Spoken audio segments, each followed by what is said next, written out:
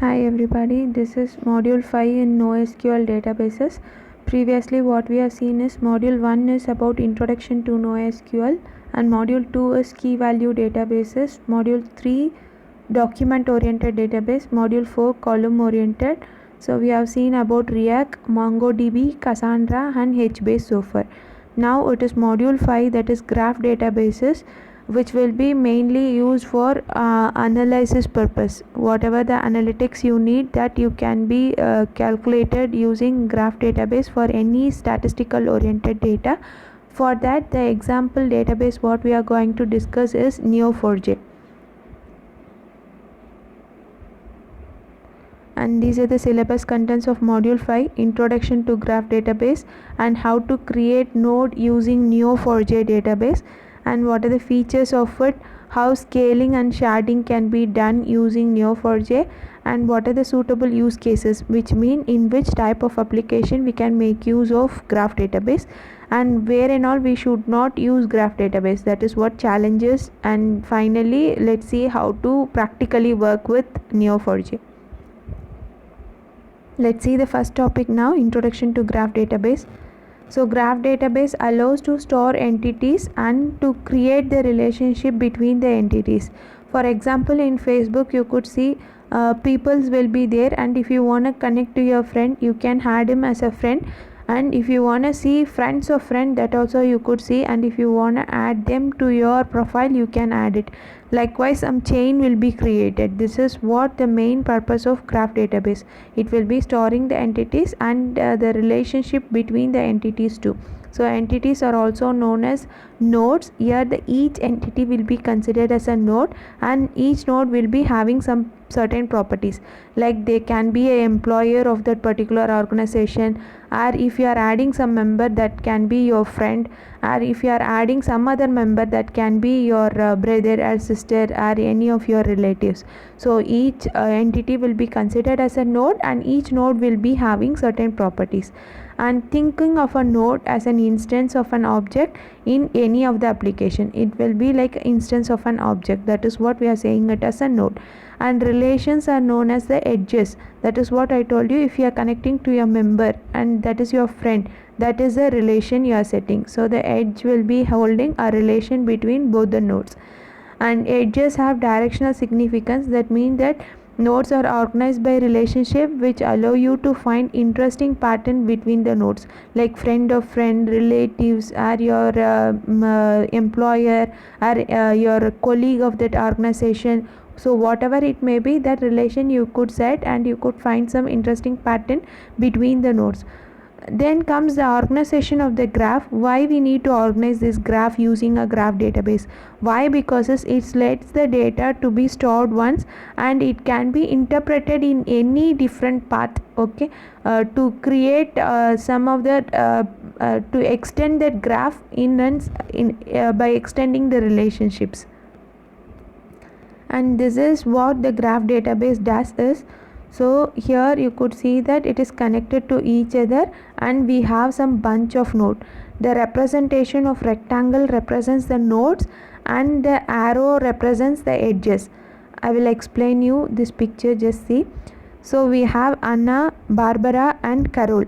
So these three fellows were friends, and these three fellows belong to one organization, that is Big Co. And now you see Anna likes refactoring textbook, which is authored by Martin, and even the Barbara also likes that one, and Carol is a friend of Dawn, and Dawn is a friend of Jill, and Elizabeth is a friend of Jill, where these fellows are liking the textbook NoSQL Distilled, and which is also written by the author Martin. And all those this NoSQL author is authoring another textbook for database refactoring, and these are belong to the category databases. So likewise, if you set one node and if you set some relationship, this keep on extending by extending the number of nodes and extending the number of relationship among the nodes.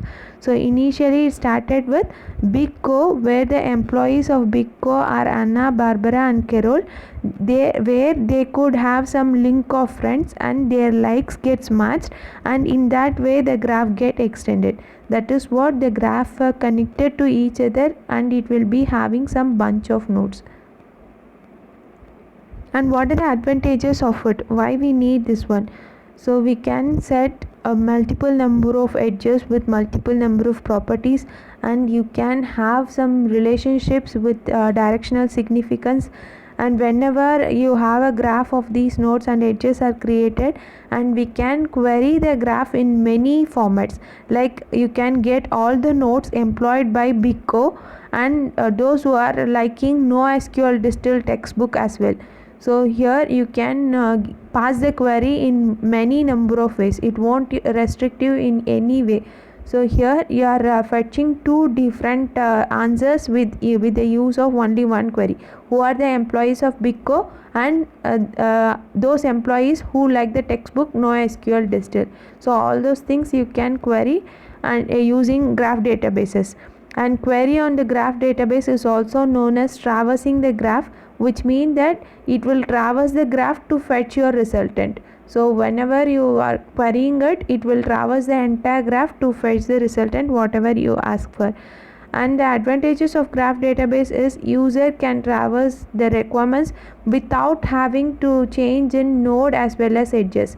You can leave as such whatever the number of nodes it is, it never mind, and whatever the number of relationship it holds in that particular graph database, it never mind at all. And whatever the query you are passing, it will traverse the graph and it will fetch the resultant. And for traversing the joins or relationship, it is very much fast when compared with SQL, because in SQL you can't set these many number of relationship, but it is possible by using graph databases. And the relationship between nodes is not calculated at query time, because it will be persist as long as the relationship exists.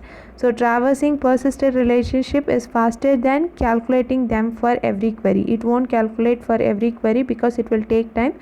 Till the relationship it is there, it will be persisted throughout that graph databases. And nodes have different types of relationship between them.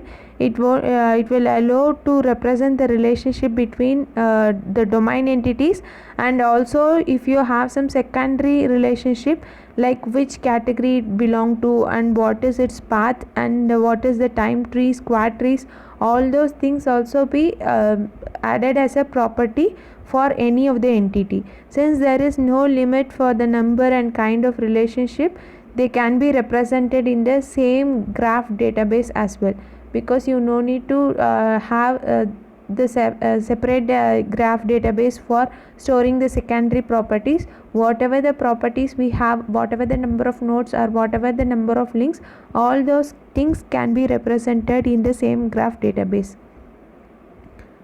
So this is what introduction about graph database. It tells you what is graph database, how it can be used, and what is the structure of graph database and what are the advantages of it. Thank you.